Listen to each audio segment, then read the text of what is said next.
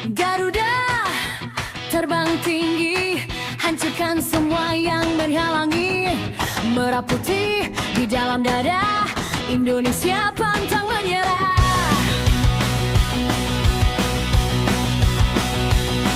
Garuda terus berjuang, biar dunia dengar kami berteriak. Indonesia, Indonesia, sampai mati kami bela. PSSI gerak cepat. 3 pemain kelas Eropa siap dinaturalisasi dalam waktu dekat. Benarkah PSSI sedang menyiapkan kejutan terbesar berikutnya untuk timnas Indonesia? Setelah berbagai pemain keturunan sebelumnya masuk ke dalam proyek Garuda, kini 3 nama dengan latar belakang sepak bola Eropa kembali menjadi sorotan.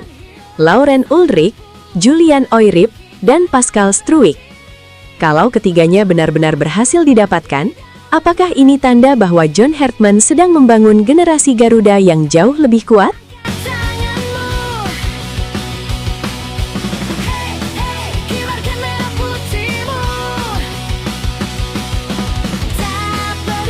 Bayangkan sebuah skuad Indonesia yang memiliki pemain muda dengan pendidikan sepak bola Eropa di lini tengah, ditambah gelandang serang yang tumbuh di Akademi Belanda, lalu diperkuat bek berpengalaman dari sepak bola Inggris.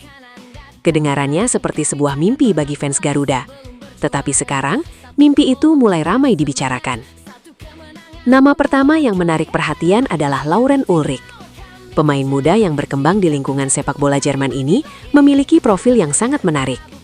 Usianya masih muda, tetapi dia sudah mendapatkan pengalaman di level kompetitif Eropa. Karena itu, tidak mengherankan jika namanya kemudian dikaitkan dengan proyek timnas Indonesia. Kemudian ada Julian Oirip. Pemain yang lahir dan berkembang di Belanda ini memiliki darah Indonesia dari garis keluarganya. Oirip merupakan produk Akademi AZ Alkmaar dan bermain sebagai gelandang serang. Bahkan pada Juni 2026, dia tertangkap kamera mengenakan jersey bertema Indonesia. Momen tersebut langsung memancing spekulasi di kalangan fans Garuda. Tapi tunggu dulu, ada satu nama yang mungkin paling membuat fans berteriak, Pascal Struijk. Bek yang memiliki pengalaman di sepak bola Inggris ini sudah lama menjadi incaran atau bahan pembicaraan publik Indonesia. Struijk memiliki garis keturunan Indonesia dan dikenal mampu bermain sebagai bek tengah maupun bek kiri.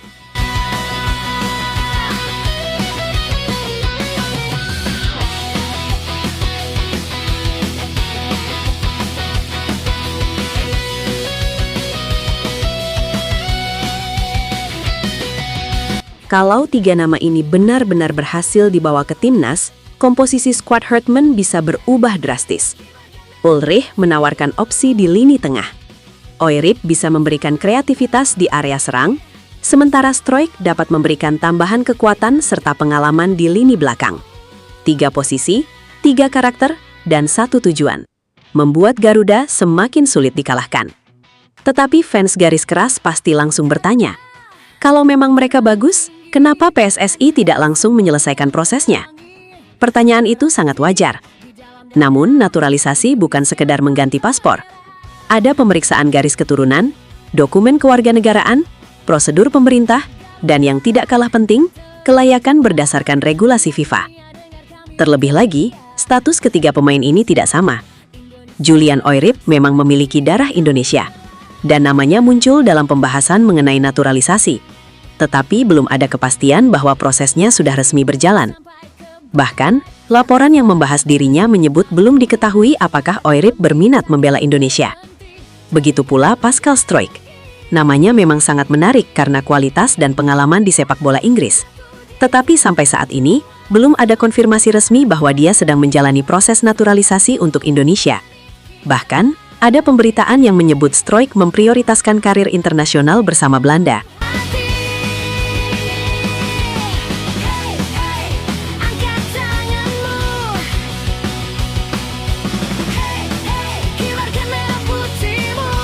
Justru inilah yang membuat proyek ini semakin menarik.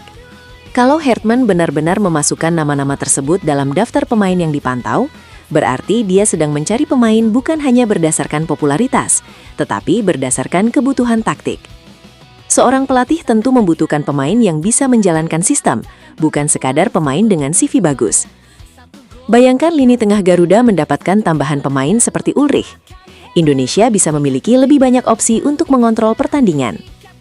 Ketika lawan melakukan pressing, dibutuhkan pemain yang mampu berpikir cepat dan menemukan ruang. Ketika pertandingan berjalan buntu, dibutuhkan pemain yang bisa menciptakan sesuatu dari situasi sulit. Kemudian Urip. Pemain muda seperti dia bisa menjadi investasi jangka panjang. Usianya masih sangat muda dan dia berkembang di lingkungan sepak bola Belanda. Kalau suatu saat benar-benar memilih Indonesia, Hertman tidak hanya mendapatkan pemain untuk satu turnamen, tetapi aset yang berpotensi berkembang selama bertahun-tahun. Dan kemudian Struijk. Kalau membicarakan pengalaman, dia jelas menawarkan sesuatu yang berbeda. Bek dengan pengalaman sepak bola Inggris tentu memiliki pengalaman menghadapi tekanan, duel fisik, dan permainan dengan intensitas tinggi. Kehadirannya, jika benar-benar terjadi, dapat memberikan opsi besar di lini pertahanan.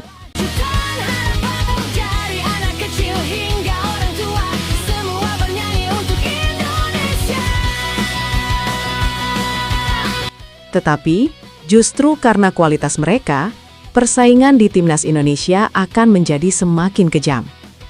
Pemain yang sekarang menjadi starter tidak bisa merasa aman. Pemain yang selama ini berada di bangku cadangan juga harus meningkatkan level. Dan pemain baru harus membuktikan bahwa mereka memang pantas mendapatkan tempat. Bagi fans garis keras, ini justru kabar bagus. Tidak ada lagi istilah tempat gratis di timnas. Siapa yang bermain harus menunjukkan kualitas. Siapa yang ingin menjadi starter harus memenangkan persaingan. Dan siapa yang mengenakan jersey Garuda harus siap bertarung sampai menit terakhir. Tetapi PSSI juga harus berhati-hati. Jangan sampai naturalisasi dilakukan hanya karena tekanan publik. Setiap pemain harus benar-benar memiliki profil yang dibutuhkan.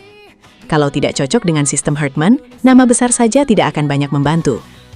Begitu juga dengan Ulri dan Oyer. Keduanya masih berada dalam fase perkembangan karir. Mereka mungkin memiliki potensi besar, tetapi sepak bola senior berbeda dengan sepak bola kelompok umur. Mereka harus siap menghadapi lawan yang lebih kuat, tekanan lebih tinggi, dan ekspektasi luar biasa dari supporter Indonesia. Bahkan Struijk pun tidak otomatis menjadi jawaban atas semua masalah pertahanan.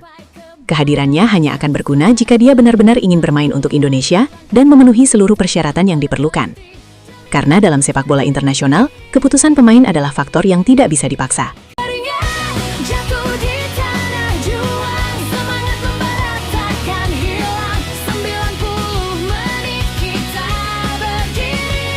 Dan ini yang harus dipahami fans. Jangan sampai setiap kali melihat pemain berdarah Indonesia bermain di Eropa, langsung muncul anggapan bahwa naturalisasinya tinggal menunggu hari. Ada banyak tahap yang harus dilalui. Bahkan, pemain bisa saja masuk radar, tetapi pada akhirnya tidak melanjutkan proses. Namun kalau PSSI dan Hertman berhasil mendekati ketiga pemain tersebut, efeknya tentu luar biasa. Indonesia akan memiliki lebih banyak pilihan. Hertman dapat melakukan rotasi. Dia bisa menyesuaikan strategi berdasarkan karakter lawan. Dan yang paling penting, persaingan internal akan meningkat. Sekarang bayangkan kalau Urip dan Ulrich berkembang secara maksimal. Keduanya masih memiliki banyak waktu untuk meningkatkan kemampuan. Jika dipadukan dengan pemain-pemain muda Indonesia lainnya, bukan tidak mungkin mereka menjadi bagian dari generasi masa depan Garuda. Sementara Struijk bisa menjadi opsi berbeda di lini belakang. Pengalaman seorang pemain seperti dirinya dapat membantu ketika Indonesia menghadapi pertandingan dengan tekanan tinggi. Tetapi sekali lagi, semuanya masih bergantung pada keputusan sang pemain dan proses resmi yang harus dilakukan.